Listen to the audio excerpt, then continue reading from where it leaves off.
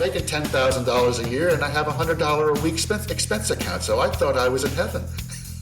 Well, back then that was some good money, right? It was. Close. In this episode, you'll get to know Dean Karrel, the master of basics, and you'll discover all the little things that he did that led to one very successful and happy life. I'm Dave Crenshaw, and this is my Success Project.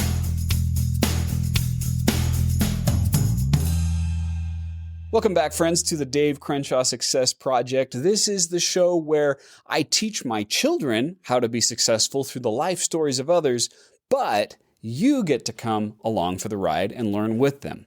I'm a best-selling author, I speak to Fortune 500 companies, and I've taught millions how to be successful through my online courses, and I'm a father of 3, and my children mean the world to me. So this show is about creating something lasting that will help them succeed. But don't be fooled, this show is for adults too. This is for you because I thought you'd enjoy learning along with my family. And I've met so many successful people in my life's journey. Some of them you might have heard in social media or in the news. Others fly below the radar, so to speak, but they still have great stories. I also do my best to try to get the stories of people who have balanced success in multiple areas of their lives, not just financial or with their career, because multifaceted success shines like a diamond, and that's the kind of success I'd like to help my family and you find. That's what the Success Project is all about.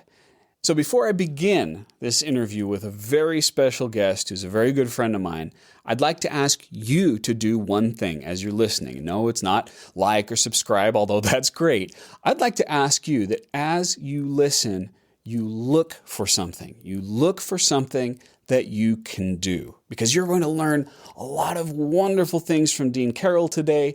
I'd like you to pick one that you can act on and do today or tomorrow to implement so that you start to make his example be a part of your life. And boy, you're going to want to make Dean Karrel a part of your life. He's an expert in executive coaching. He's been in sales management and leadership positions for many decades with some major global publishing companies. Most recently, he was Senior Vice President of Sales for John Wiley & Sons, which is a major publisher. I've worked with them.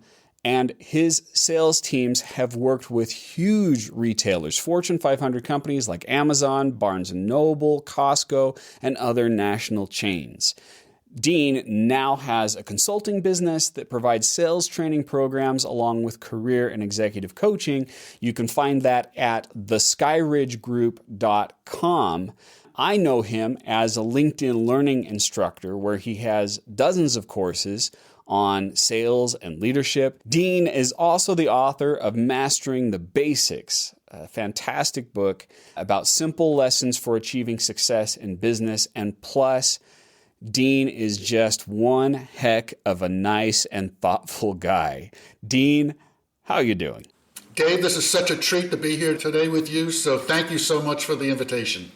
Yeah, and we've known each other for quite a while through LinkedIn Learning, and we've had a couple of wonderful moments in New York together.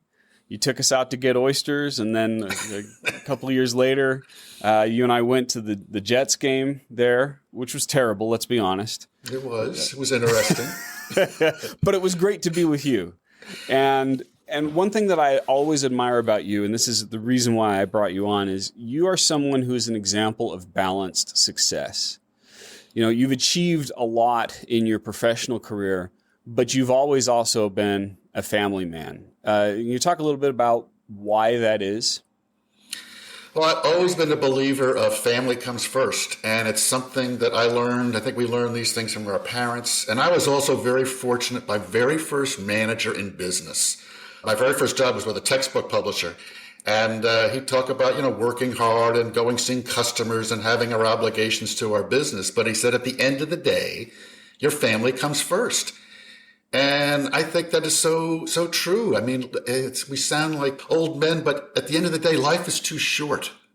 And the time we spend with our children, our parents, our relatives, our friends is something that you can never replace. And that's why I believe in it just so much. Yeah, and we're in the same mindset right there, and that's part of the reason why I decided to even put together this show, was to help them. Right, the audience is along for the ride; they're going to learn along with it. But for me, I'm excited about it. I'm engaged when I think about what I can teach my son Stratton, my daughter Ella, and my other daughter Darcy. So you mentioned that your parents instilled that in you. I want the whole story, as much as we can in a brief show. But talk to me a little bit about what it was like growing up. Where did you grow up? Was it also New Jersey? I actually grew up in Connecticut, and a town called Greenwich. And but my parents moved there in the early 1950s, before Greenwich, Connecticut was Greenwich, Connecticut. And my father bought a piece of property on 4 acres. And I grew up in a little ranch home, 3-bedroom home. And across the street were these mammoth homes. But my father always had this little small home on 4 acres in Greenwich, Connecticut. And talk about a fortunate living. I thought everybody had 4 acres. I thought everybody could play in the woods. And when we'd have play dates, people would have to ride their bikes or be driven over because everybody lived so far apart. I have a sister who is 12 years older, and I have a brother who is 6 years older. So for pretty much of my life, I lived as a child with my parents, because my brother had gone off to college, my sister had moved away. But again, as I said, my parents instilled in me the belief of the importance of family comes first and caring for each other.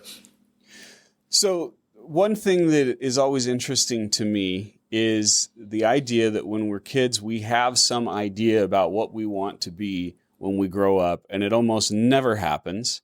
But other things can happen. For you, what was that thing that you said, I'm going to be this someday when I grow up? Well, I always wanted to be the next great sports broadcaster. That was my dream. Oh. In the New York area, it was Marv Albert who did the New York Knickerbocker games and the Ranger games. He also did national TV, and I idolized the way he announced. And when I went to college, I was a communications and journalism major and the voice of Ohio Wesleyan University, doing basketball games and football games. And it was WSLN FM 91 in Delaware, Ohio, a 100-watt radio station, which means if the wind blew the wrong way, you couldn't get reception. But I loved it. And I said, this is what I want to do for a living. And the problem was, of course, that there were thousands of other men and women who all had the same dreams and ambitions of being the next great sports broadcaster. Those jobs don't change that often. Al Michaels has been doing this for 50 years. He's not leaving. So that was the wake-up call that unless I wanted to be doing high school football games for the rest of my life in a little small town in Ohio, I probably should look for another avenue for my career. So that's really interesting, because one thing that I think is a characteristic of your current career, especially with your online training with LinkedIn Learning, is you do have a very lovely audio presence with your voice. I can hear that influence in the way that you speak. I see it in person too. Right. But you command attention in a very pleasant way because of your voice. So I don't feel like that was a lost cause. It was just borrowed, right? Well, I was fortunate. I was able to transfer that to a career in sales and doing sales presentations and speaking in front of large groups at sales meetings. And I got that confidence in college in speaking on a radio or speaking on, in front of a large group at basketball games or football games. You still always get nervous, but you have the ability to adapt and be able to use your skills to overcome any nervousness you might have and be able to speak publicly. So I was able to transfer those skills I learned in college. Now that's an interesting thing right there, the nervousness that you feel. So do you still feel nervous, let's say when you're about to record a course for LinkedIn Learning or about to go into an interview like this? Absolutely. And that's a story I love telling people. I have spoken my whole life. I speak in front of people all the time, and people will say to me, Dean, you do it like you love it so much, which I do, but I still get butterflies in my stomach, and I still get uptight. How do you move past that? It's getting that first minute out of the way and knowing what you're going to do to get started. So it's how do you start the car? How do you get ready to run? You have to stretch. You have to get loose. It's what I'm going to say during the first minute of you and I talking, getting comfortable together, reminiscing about our experiences together.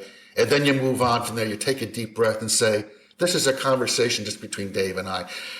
I've done 16 courses, not as many as you at LinkedIn Learning. I still get nervous when they say, ready, action. And I'm like, I could feel it in my knees. Then everything starts getting better.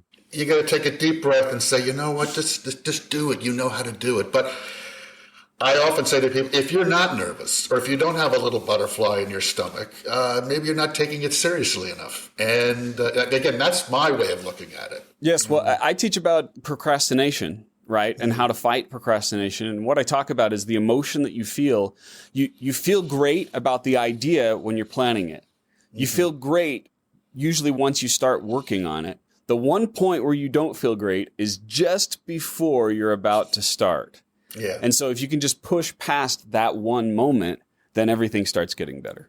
Yes, I agree. It's. I remember when I used to be starting a big sales meeting, and be 300 people in a room, and the president of the division or some other executive was making a speech, and I'd be like sitting in the back going, "Let's go, because I want to get up there and speak." But you could feel it. You could feel that in your stomach, and then once you get up there, it's a fun experience. Once you get going, but there is a starting point. Thinking in terms of grade school, even early years in college, is there a moment in the past that you replay over and over in your mind? It seems like we all have those moments where we go, oh, that, and either because it didn't go the way we wanted it to, or there was something about it that formed who we became. Is there a moment like that you replay in your mind? Well, I had a great childhood. I was very lucky. And again, I grew up in a great town, a beautiful high school, terrific neighbors, friends, and so forth. But I have a brother who's a doctor, retired doctor, and I think he was like a 3.8 or a 4.0 in high school and in college. My sister is brilliant too, very smart, very outgoing. And then there was Dean, the third child. And I had to work hard. For me, I did okay. I was a 3.0, but that was in college. I was a 3.0 because I got an A in bowling my senior year. So that got my grade point up. But when I took trigonometry or if I took advanced math courses, that was a struggle for me. Social studies was fine. English was okay, but math, the chemistry class, I'd be looking at that clock on the wall. Is it ever going to hit 1:30 when the class ends? And so the eye opener for me was saying, you know what, there's a point where I just have to be myself. I'm never going to be as smart as my brother. I'm never going to have the skills of languages of like my sister or other people I know. And I'm not going to get 1,600 on the SAT. So how do I take the skills that I've been given and grow and develop it with that? And that takes time. That's a confidence level, as you well know, and you've felt those same feelings as I have of how do we distinguish ourselves with the skills we were given when we were born with. And it's an interesting thing to hear you say that, because you are someone, if you say that hard work has gotten you to the place where you are, which I believe, and I've met many people who have had that same kind of thing, right? But you work hard, but you make it look effortless. And I believe the effortlessness has come because of the repetition and the hard work that you've put in. Do you feel that that's true in your life? Well, you spotted something the time we met in New York City, where I'm a big believer in planning and preparation, where I take that extra time to do the research. And I remember I had printed out your LinkedIn profile and just where you went to school, the books that you had written, right? Yes. You remember that? Absolutely. And that's, again, how do I learn a little bit more about Dave Crenshaw and his family before we met so that we could have some talking points? And that is what has helped me in my career, is just that extra effort of doing research, planning, and preparation. Right. And I loved that moment in particular. And it was so great, too, to see it printed out. Because, Dean, let's be honest, it's 2022. Who's printing out web pages? So maybe a little bit of update on that. No, I'm giving you a hard time. But what I loved so much is because my son Stratton came with us to that, I turned to Stratton and I said, do you see what Dean did? This is what you do when you're meeting someone new. Maybe you don't print it out, but you take the time to get to know them, to research them. At what point in your career did you learn that that was important? Was that early on? Was that something you learned from your parents? Where along the line did you pick that up? Was there a mentor? I was very fortunate. My very first sales manager, I'm 22 years old. I have a sales territory in upstate New York, Rochester, New York, and I have a sales manager who's based in Saratoga Springs, New York. His name was Gary Gutschel. And he taught me the basic skills of, we're all pretty much the same. There's always that 5% who gets an A on every test, who knows all of the answers without studying. But where do the rest of us fit in? And he said, it's the simple things of show up on time, follow up, smile, say hello. These are all, again, the basics, but so many people take for granted. So it's always nice when people, Dean, you always smile, you always say hello. Well, how hard is that? So my very first manager would say, these are skills you learn from your parents, and these are skills you learn in business of how you distinguish yourself or separate yourself from everybody else who may be out in the marketplace. Yeah. And you have a wonderful book about that called Mastering the Basics, which I actually got for my kids to read and learn some of that stuff. But I am going to throw something in here about it because, yes, you possess all those skills and you've learned them and you've developed them. But we both know that there are people who can also have those skills of researching people and saying hello and smiling and everything. And yet behind it, you know that the intent is purely to make money, right? When you meet someone in sales who is going through all those motions as they should, but you don't feel the care. And one of the things that I know about you, Dean, and I've come to love about you, is all of those skills underneath have a current of, I love people and I care about people. Where did that come from? Or is that just who you've always been? Well, I'm fortunate. I think that's who I am. Again, but I did learn that from family and friends. And again, for me, yes, we all want to have an income and a bank account that's flush with money. But at the end of the day, it's friendship and it's family and it's friends. That's what it's all about.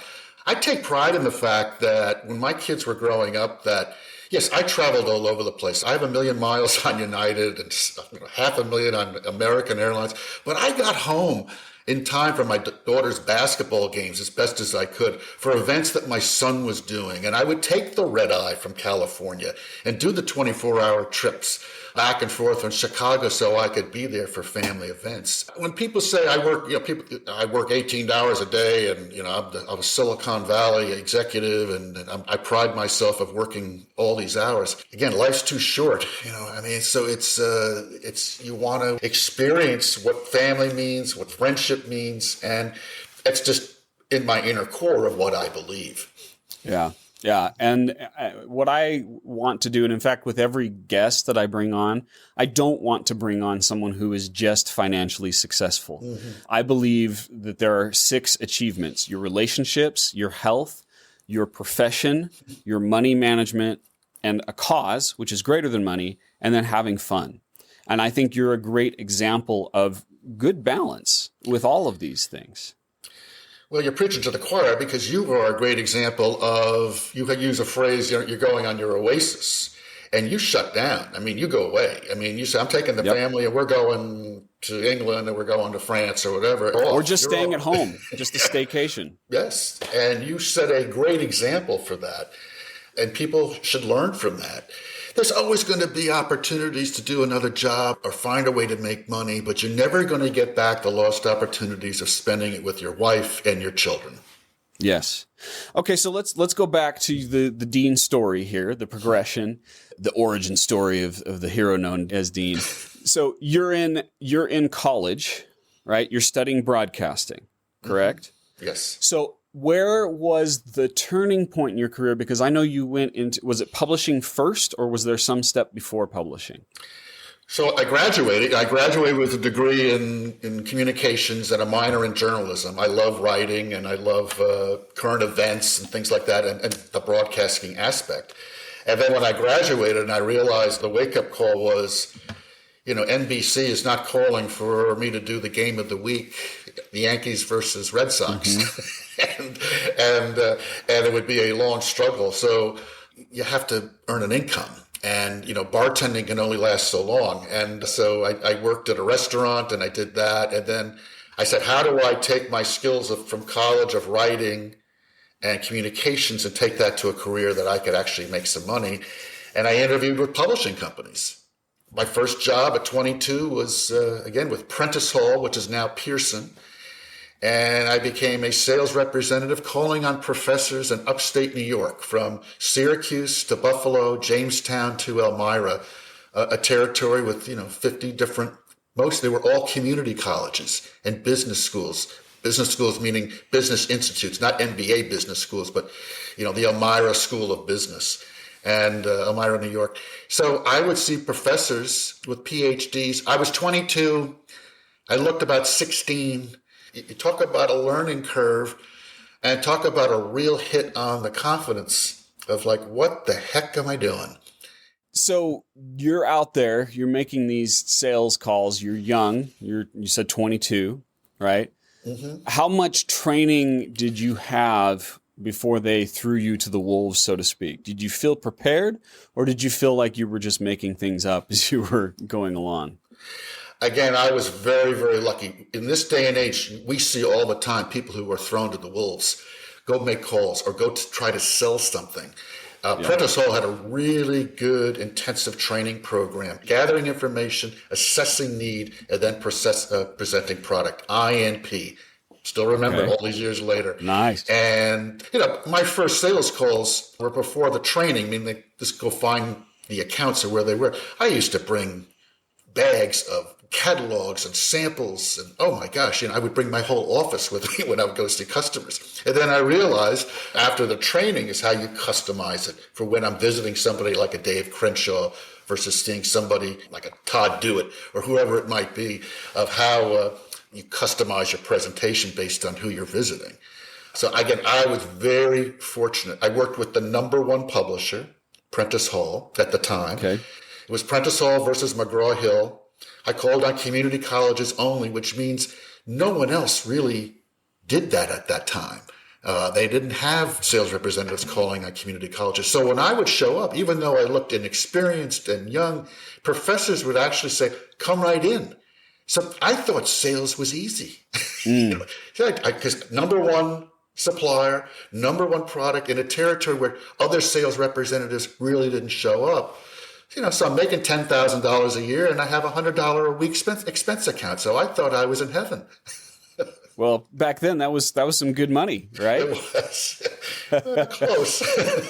Okay. So what was a mistake? Obviously you were young during that time, and to be young is to make errors and learn from them, which you certainly have. What's one mistake that you made during that time? Well, I thought all sales was that easy. I got promoted and I went to a different division of the company where I had to now work and sell to supermarket chains and non-traditional markets for books, and who people didn't know my company, they didn't know what I was doing. And I would show up and I would be told, get out. This was an era also, we did a lot of face-to-face sales calls. You knocked on doors, you waited in waiting rooms. This is like, Willie Loman, Death of a Salesman. You sat in salesmen's offices. So from being Prentice Hall number one textbook publisher to now selling general interest books and business books to non-traditional markets, I heard the word no. So the mistake was, wow, I really have to be ready, and I have to learn to have a thick skin. It's not, you can't take it personally in business or in sales when somebody says no. There's a reason for it. But I took it personally. And it's a big lesson of it's tough out there at times. So the first lesson that I want to draw from that is that changing your target customer changes everything. Mm-hmm. A lot of times people make the mistake of thinking, oh, I'm going to sell to everyone, whatever it is. Or because I've had success in this area, I'm going to have success in another area. And it's just not true, because the psychological, the demographic makeup, what the workday is like is radically different in your case from education to grocery stores, right? Absolutely. I say I'm from Prentice Hall. I go to Monroe Community College in Rochester, New York. Hello, Dean. Great to see you again. And then 6 months later, I'm in Albany, New York, calling on Price Chopper Supermarkets. And it was Dean who? Prentice Hall what? You sell textbooks? And no. We have no time for you. And what are you even doing here? Yeah, exactly right. It was it was so true. So that was a real learning curve, again, in my early 20s. So I know that at some point there was a change and you started working for Wiley, which is really how you at least first heard of my first book, The Myth of Multitasking. Talk to me about what made that change. How did you end up at Wiley? Why did you think it was time to make a change? Another great person I worked for was a guy by the name of George Stanley, who had gone from Simon & Schuster to Wiley, and I saw him one day at a convention, and he said to me, Dean, there's an opening in one of our businesses. You should apply for it. And lo and behold, I did, and I got the job there. And how long were you with Wiley? 22 years. 22 years at Wiley. Great company, publicly traded company, but the family's still heavily involved, 7th, 8th generation. Since 1807, the Wiley family is still involved. And you could be having a conversation with them, Dave, and you would never know that their name is on the building. Just truly authentic, genuine, caring people. But as you know, the publishing industry is tough, and it's certainly changed since the mid-90s and 2000s, and now it's a real difficult business. But when I was there, I just had a great time. Loved it. Give us just a thumbnail sketch of what your day was like when you were working. What were they paying you to do? I had a manager who I reported to, George Stanley, who was like my blocker. I mean, he kept me away from all of the bureaucracy of the company, and he let me work with the sales teams that I managed. It was the heyday of publishing. Barnes & Noble was growing. Borders, bookstores were still strong. They hadn't gone out of business yet. Books were being sold all over the place. There was a small online retailer starting named Amazon, and you could put books everywhere, and it was fun. And Wiley was acquiring and growing. So I felt I had a different job every year. So I have a course on LinkedIn Learning called Finding Your Time Management Style. And people self-assess, and what I find is fascinating is I call it the variety consistency scale. So on one side, you have people who want variety, and they want things to change up regularly, and that makes the job more interesting. And then other people want consistency. They want to do the same thing over and over because it helps them feel the routine they love. So it sounds like you would lean more toward the variety side of things. Is that accurate? Well, change can mean a variety of things. There's positive change, which is acquisitions and growth, and the company's expanding, and there's a negative change when you're going in the other direction and restructuring and reorganizing, where nobody likes that change. So Wiley, during that period of time, was acquiring and adding, and we were adding staff and bringing in new people and energetic people, fun people, and good retailers, brick and mortar retailers, independent bookstores. Were struggling, but they were some powerhouses in each city, and the online retail market had not yet exploded yet. So you were there for 22 years, and you saw the transition to electronic publishing, and then gradually, were you still there when it started to have the gradual decline of the publishing industry because of everything that happened with Amazon? You know, the world changed in the U.S., I think, in 2008. It was an economic crisis then, and Borders, bookstores started to struggle. Amazon became more powerful. So the business really changed, and it became a struggle to get, you know this firsthand, in your first books published, how hard it was. It was published right during that time. That's when Myth of Multitasking came out, when it was 2008. The first edition, yeah, and it was so tough. So instead of having fun and working with customers, it was the struggle to keep customers, our retailers, still in business. Amazon, God bless them, is a terrific company, but they're tough, and they got very, very powerful. And they do a marvelous job, obviously, in distributing books and everything. But they put pressure on all retailers, from Barnes & Noble to the small corner bookstore. And so around 2010, Borders went out of business, went Chapter 11, and then some of the smaller distributors went out of business, and the industry started to consolidate. Then unfortunately, I had the job of restructuring, reorganizing, which is a nice way of saying I had to let people go. So that's not fun, and at all. What an interesting evolution, right? I mean, because you're talking about how you were in it for 22 years and it was expand, acquire new people, bring it on, and you see this rise, and then you started to see it fall again. That would probably be, I'm imagining trying to be you in that situation. That would have been an intense feeling to see that. It was sad because, again, the industry had been so strong, the company had been so strong, and we had to make changes. We grew, and now we needed to consolidate. But if you're sitting across the table from somebody, and if I've hired you, Dave, and then I have to go and look at you in the eye and say, Dave, unfortunately, the business has changed, and your job has been impacted, and your job is going to be eliminated in 3 months, that's horrible. And unfortunately, I got good at it. Which is so counter to who you are at your core. Well, people would say, Dean, you have stress on your face. No one wanted to let people go. Wiley was a very family-oriented, caring company. And as I said, the Wiley family embraced everybody. And then here it was, for the right reasons, we needed to consolidate. So I came back from a trip once, and somebody from Human Resources said, Dean, you do this so well. Let people go with such care and compassion. And I said, it's nice. I don't want that on my tombstone. He let people go with care and compassion. And, it was time. And I left the company in 2015. So it was 3 years of real difficult times.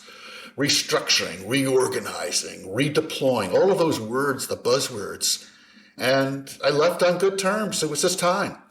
And I needed to explore new opportunities in my life and career. I'm still in good standing, still stay in touch with people with the company, but I was not happy. I was not happy. Yeah, well, and it doesn't surprise me that you are still in good standing with them, because that's just part of who you are. You build relationships so well. I think we're all better for the fact that you didn't stay in that place that you were uncomfortable, because what you've been doing since then is remarkable. So talk to me about the things that you were doing when you left in 2015. So what's interesting is I talk with people now, sometimes when they leave companies, they say, well, I'm going to you talk about the word oasis, but some people use the phrase, well, I'm going to re-energize, regroup, and they take 6 months off after they leave a job. Right. And I couldn't do that. And if I can just insert, that's not what I recommend with the oasis. The whole point of taking breaks is it's a break, and it's brief, and then you go back to what you're doing. So you couldn't sit still. You had to keep going. So I left on January 30th, and by February 2nd, I was already trying to figure out what my plan would be.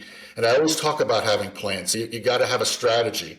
I could go into another publisher, but I would have faced the same hurdles. But that would have been an easy choice.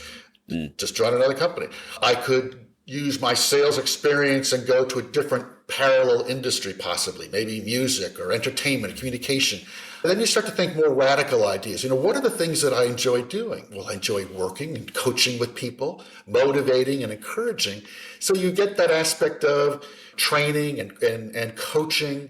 And I said, well, let me explore that. And I went back to school. I applied to New York University's Human Resources program with coaching and career advising. And that was the smartest thing I could have done, because it re-energized me in work. I was with students half my age or more. They're all in their late 20s, early 30s, early 20s. And I was in classes, and it was so much fun. So much fun. Until I had one class where the instructor says, well, we're going to be doing 8 papers of 15 pages each. And I said, well, I'm thinking to myself, well, that's not going to be me. So I quickly dropped out of that class. But it reinvigorated me to learn that I wanted to do what I think that I'm good at, and that's helping motivate people, overcome obstacles, focus on their positive skills. How did you isolate that? Let's talk about that for just a second. Mm-hmm. How did you said, I want to focus on what I'm good at. What was the process that you went through to make that recognition so you knew that's what you should focus on next in your career? I'm a big believer in writing things down. And you did this in business school. You do the SWOT analysis, strengths, weaknesses, opportunities, and threats. I do the personal one. And it's very easy to write down our weaknesses. I'm not good at this, and I struggle with that.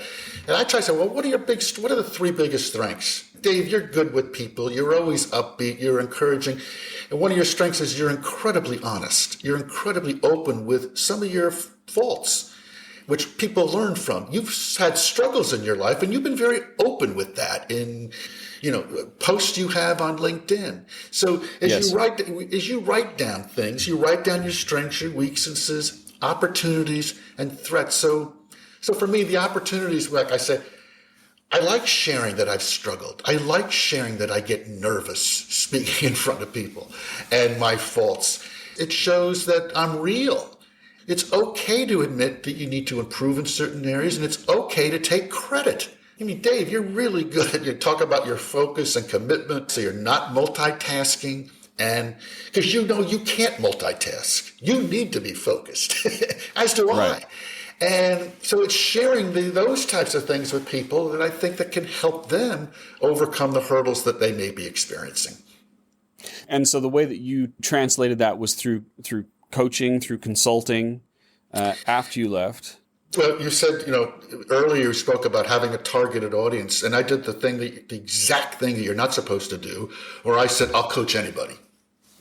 Right. Come on in. Sometimes you have to start with that, right? Because you don't know who your audience is until you start coaching people. I learned quickly. Quickly. So I thought I would be working with guys in their 50s, my age, this stage of their lives and career, and I found out that, Can I say something about that? That is a common mistake. When people try to identify the demographic, the profile, I call it your most valuable customer. The most common mistake I see is that people say, someone like myself, same age demographic, same background, same. It's like, that's not necessarily true. I don't necessarily target people like myself. I typically am targeting people younger and helping people who are younger. But you have to start coaching and consulting until you figure that out. So you figured that out. I think my first 3 clients were all my age, and they were torture. And they didn't listen. They didn't want it. It was everybody else's fault. Age discrimination was the first thing they talked about, and there was no optimism, no anything positive, and the world was against them. And it was like, oh man, this is going to be tough for me. And I quickly learned, for me, the audience was people in the middle stages, early stages of their career, who are willing to be open to new ideas, mostly women. And then the growth develops through word of mouth. Absolutely. Interesting. So you've done that for a while, but then you started working with a company you and I both know and love very well, LinkedIn Learning. How did that come about? Well, actually, I love telling this story because I talk about networking a lot in my work now and how important it is to stay in touch with people and just respond to people. And again, I used to work at Wiley, and many people from Wiley ironically transferred their skill sets to work with lynda.com at the time, now LinkedIn Learning. And there was a woman who posted on LinkedIn about 7 years ago. She posted a story about corporate transitions and change that she had been through at Wiley. And I remember responding to her and said how insightful it was and how thoughtful it was, how good it was. And then she said to me, Dina, it's so interesting that you wrote to me because I'm a content manager at LinkedIn Learning now, and I didn't really realize that. And she said, I'm looking for somebody who could teach a basic sales course. And I think you might have worked with this woman too, Kathy Sweeney. Absolutely. As her name. And she said, Dean, could you do a course on basic sales? And we had stayed in touch, and then lo and behold, there I am. And then I've worked with a number of people who used to be part of Wiley. Susan Williams, my content manager now is Kate Gagnon. He worked with Wiley, worked with Josie Bass, the company that one of your books was published with.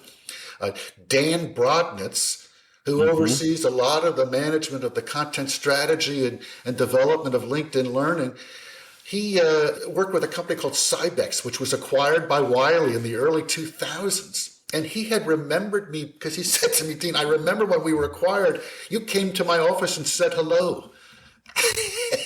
and lo and behold, again, our paths crossed 15 years later, and he remembered that sequence. So they evolved along with you. Yes, so his career really evolved. He started in online learning many years ago, then got into technology, and then was with this technology company Cybex, which again, there are probably about four content managers in the technology side at LinkedIn Learning who worked at Wiley. We've all gone different ways and then came back together years later. Never burn a bridge. Always be good to people. And it's amazing, right? Yes, that's a fantastic point. I mean, even my agent, Matt Wagner, was able to succeed as an agent because he built relationships when people transitioned from traditional publishing to online learning, which we have now. And it doesn't surprise me that you've been successful, Dean, because you always build relationships. You always put that first. And so that opens doors. And it may be open doors decades from now. That I've had things where someone would come back to me and they're like, we talked 15 years ago and now I want to work with you. I'm like, my gosh, I didn't even think that would happen. And again, do you need a Harvard MBA to do that? No. I just say it's just being good to people. And if you don't have anything good to say, you move on. So what does the future hold in the next 5, 10 years? Where are you headed, Dean? Again, I'm at a different stage of life and career now, Dave. My kids are out of college. They're on their own. They're both married. My wife and I are in this house now. I mentioned before we started our conversation today, we're in the process of moving. So our house is full of boxes and We're moving a mile up the road. So I pick and choose what I want to do. It's a nice lifestyle to be in. So I'm not working 40-hour weeks. I'm doing a little coaching. I'm going to be doing an updated LinkedIn Learning course over the next 6 to 8 months. I still love doing presentations. I'm doing a lot of presentations not a lot, I'm doing a number of presentations to schools who talk about how you get into business. It's that class on the real world of business.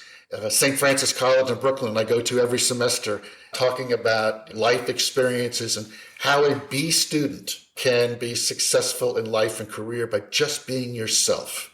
And I just wanted to share one thing, Davey, going back to when we first started about believing in yourself. And I think I've talked to you about this before. I have a note that I've kept in my wallet for 40 years. And you say, I love it. You ever had those moments? And this was, Dean, remember May 25th, wasn't too good. I left a great job at Wiley. I made a nice piece of money working at Wiley, and I worked with great people. And when I left, I referred to that note. What the heck did I do? Was it the right move? And it was the right move. And it was the right time. So our life is a roller coaster at times of highs and lows. And again, you talk about this a lot, is how do you try to keep it you're always going to have ups and downs, but how do you keep it as stable as possible? And that's the message I always loved in talking about with people. That is such a powerful thing that you just said. Our careers are on a roller coaster. There will be ups and downs with it. The question is, can we smooth that out? Can we go from it being too intense to being enough that we can manage as we make that journey through it? And it's okay to raise your hand and say, I need some help. I need some support. I need some assistance. You don't need to be a hero. I mean, we've certainly seen it over the past 2.5 years, 3 years with COVID, where people were home, struggling, trying to figure out the balance of work, family, and life. And again, you talk about this all the time. You've been a flag waver and a helper of people. You've helped so many people for being so honest about that it's okay to say, I need some assistance. Yeah, mental health is a top priority for me, having dealt with much of it. Mm-hmm. All right, Dean, this is the point where I draw some summaries and pull out some lessons that people who are listening and my kids can take from it. Before we do that, I'd like to just pause and say, if you could send everyone who's heard about you, learned about you, and now they love you because you're impossible not to love, where would you want them to go? After hearing that, I'm on LinkedIn. Yes. I post 3 or 4 times a week. Not about sales or not about my books or I talk about just things that I believe in and things that have happened to me. And either might be a video or it might be a short photo or a picture of Dave Crenshaw's book and it's this life. And so Dean Karrel at LinkedIn. And that's where you can learn about me, my business lessons and personal lessons, sales lessons, and just life lessons. Wonderful. Just do a search, Dean Karrel, LinkedIn. Karrel is Karrel. L. I follow Dean. You're a fantastic writer. It's wonderful. So I'm going to pause for just a second. I'm going to look at some of the things that I wrote down, some of the notes that I made, and I'm going to draw out a few lessons. And then at the end, Dean, I'm going to ask you to add one lesson to that. Mm-hmm. So the first thing that I really loved was you wanted to be in broadcasting when you were young. That didn't work out, but what you did was you converted a skill from what you learned with that into something very powerful. All of that broadcast learning now comes into play with LinkedIn Learning, and it comes into play with sales presentations. So not everything that doesn't turn out is a waste of time. Often the skills that we learn can be used later on. So that's one that stood out for me. The second one, find a culture that is a fit for you. Right? If you were working at a place that was a cultural fit and then it transitioned to something that was not, and you didn't stay. If you're in a place where you feel uncomfortable every day because of the way people behave, because of the way the company is run, that's probably not a fit for you. And I feel like that's really important because even in an age where people are transitioning from company to company after a few years, you want to find a place that you love and you feel is a fit. So I love that one. Boy, there are so many lessons you gave us, Dean, but I'm going to limit it to 3 in the spirit of focus. When you had that turning point in your career, you took the time to identify your strengths and analyze who you are. And you took a look at that and said, I am going to be successful in another area that still uses those strengths. And I think that we all need to take time to analyze those strengths. And if I can, I'm just going to make a plug. I have a course called Discovering Your Strengths on LinkedIn Learning that can help with that. Whether or not you take that, though, take a time, do an inventory. So those are my lessons. Dean, if you could share one takeaway lesson for my kids who are soon starting their career, what would it be? Knowing when it's time to move on. Whether it's early stages of your career or my stage of career, it's knowing what is the right path for happiness and success and the care and love of your family coming first. That's wonderful. For those of you who are listening right now, I'd like you to pick one thing. What's one action you're going to take as a result of what you learned from Dean's story? And it might not even be one of the things that Dean and I mentioned, but take time to schedule the first action step of doing that. Put it in your calendar. What is more important than what you heard during this is what you do. And if you do something about what you learned, that's going to move you faster along the path to your own success story. Dean, my gosh, it's always a pleasure to talk with you, and we need to get together.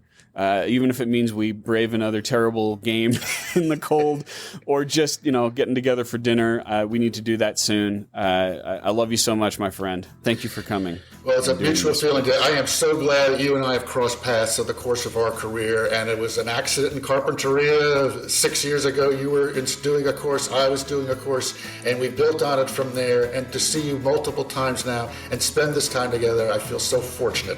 And Dave, thank you so much for letting me join you today. Absolutely, Dean. You've been listening to the Dave Crenshaw Success Project, hosted by my dad, Dave Crenshaw, and produced by Invaluable Incorporated. Sound editing was done by my brother Stratton Crenshaw. Research and assistant production by Victoria Bedez. Voiceover by me, Darcy Crenshaw. Show consulting by Andrew Marino, and the music is by Ryan Brady via Pond 5 licensing. Please subscribe to the Dave Crenshaw Success Project on Google Podcasts, Apple Podcasts, or wherever you like to get your podcasts. And please don't forget to leave us a 5-star review. See you next time.